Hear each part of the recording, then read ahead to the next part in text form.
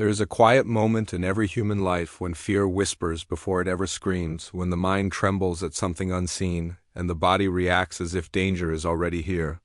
That invisible shiver in your chest, that racing heartbeat, that endless thought that something bad might happen, it isn't a sign of weakness.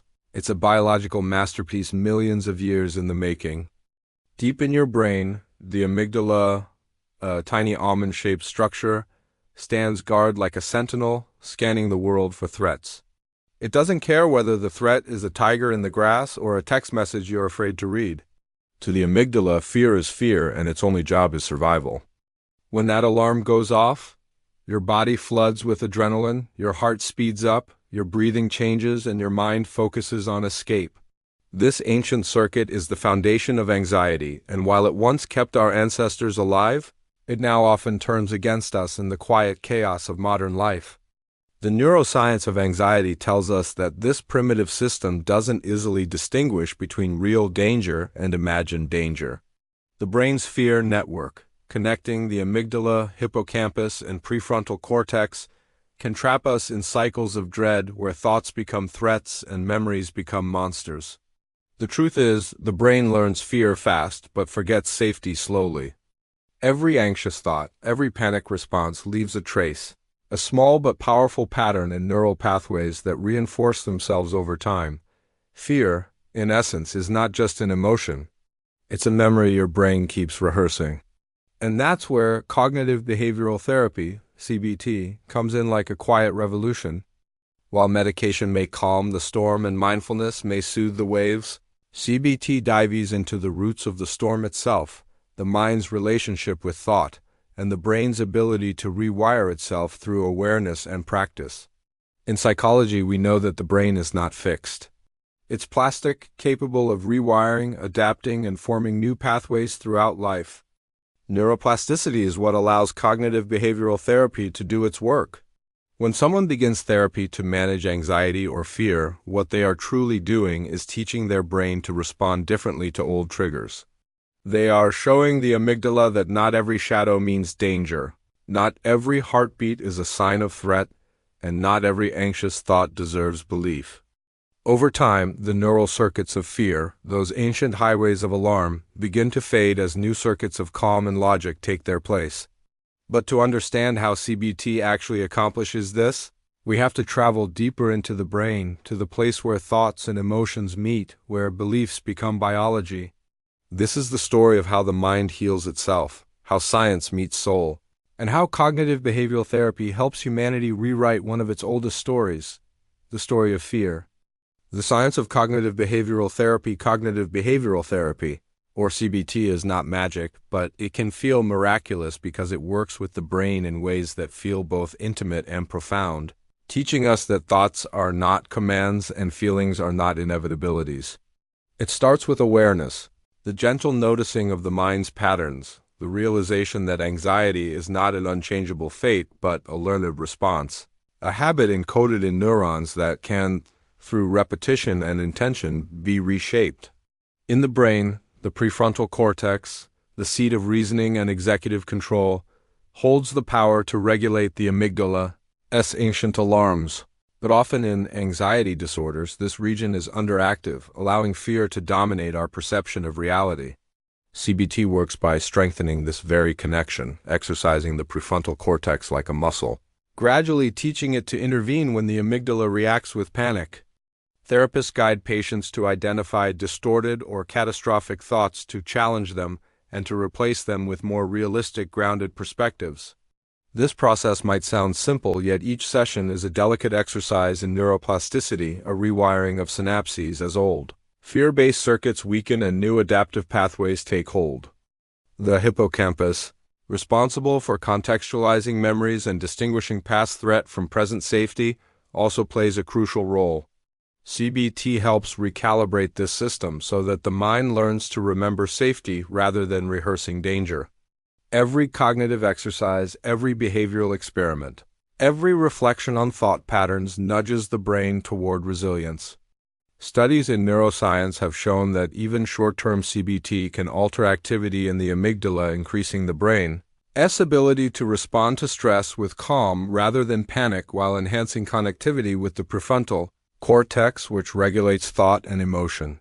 It is a process that is both scientific and deeply human. Rewiring fear is not just about circuits and neurons.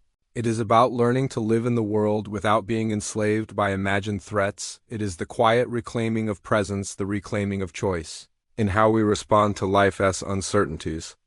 CBT teaches coping mechanisms that go beyond thinking differently. It involves exposure behavioral experiments and deliberate practice that gradually desensitize the brain to triggers once overwhelming, proving that fear is not permanent, that the mind can learn courage, and that anxiety, though powerful, is not unchangeable. Through repeated practice, the synaptic highways that once carried panic begin to carry reason, reflection, and calm. Thoughts that once spiraled into catastrophe now find space to pause, to breathe, to assess reality accurately. This is emotional healing in action, a blend of psychology, neuroscience, and mindfulness that transforms the experience of fear from a tyrant into a signal, a guidepost, a teacher rather than an enemy. CBT also emphasizes the interplay between mind and body, showing how breath, posture, and even attention influence neural circuits, demonstrating that healing is embodied, that changing the brain involves living differently, moving differently, and thinking differently. Over weeks and months, what was once an automatic, unthinking response to anxiety becomes a learned, intentional reaction. The brain learns to recognize threat when it exists, but to differentiate it from illusion, a shift that fundamentally transforms how one experiences the world. The beauty of this process is that it is not just therapeutic for acute fear, but preventive, creating resilience that protects against future stress, trauma, and uncertainty.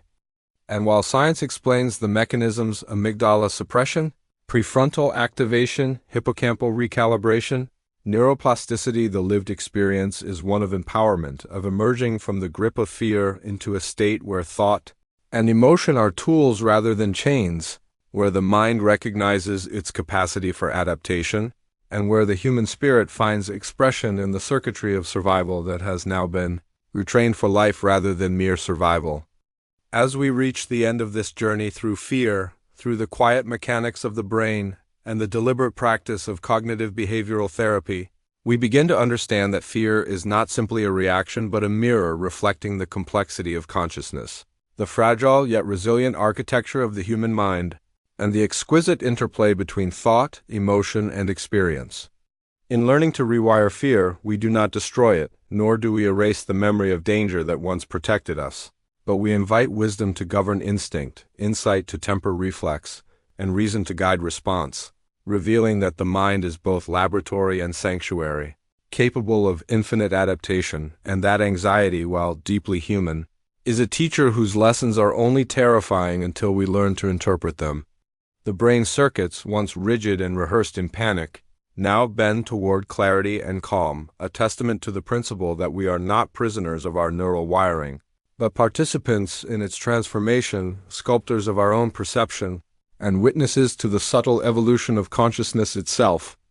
In every session of CBT, in every exercise that challenges catastrophic thought, in every moment of mindful reflection, the brain rewrites its own story, proving that courage is not the absence of fear, but the deliberate act of thinking differently, of choosing response over reaction, of practicing calm until it becomes instinct. And yet, the true revelation lies beyond science, beyond circuits, and synapses in the lived experience of being human, to recognize fear, to honor it, to study it, and ultimately to transform it is to glimpse the profound truth of consciousness that our minds are not merely reactive machines but landscapes of possibility, capable of crafting meaning from uncertainty, of converting anxiety into insight, and of shaping a reality where emotional healing and mental freedom are not ideals, but attainable states of being. In the end, to rewire fear through cognitive behavioral therapy is to participate in a quiet miracle, one that unfolds not in grand gestures, but in persistent attention, deliberate action, and the humble acknowledgement that the human brain, though shaped by evolution, is endlessly adaptable, endlessly hopeful, and infinitely capable of transformation. And so, As the echoes of panic fade and the circuits of calm strengthen, we arrive at a horizon where fear exists not as a tyrant, but as a companion, a reminder of survival, a signal of growth, and a doorway into the deeper understanding that within the human mind lies not only vulnerability, but the extraordinary capacity for insight, reflection, and the serene mastery of life itself, a testament to the resilience, intelligence, and profound beauty of consciousness, and to the enduring truth that even the oldest circuits of fear can be rewritten, reshaped, and illuminated by the deliberate, compassionate, and transformative practice of understanding, awareness, and cognitive behavioral therapy.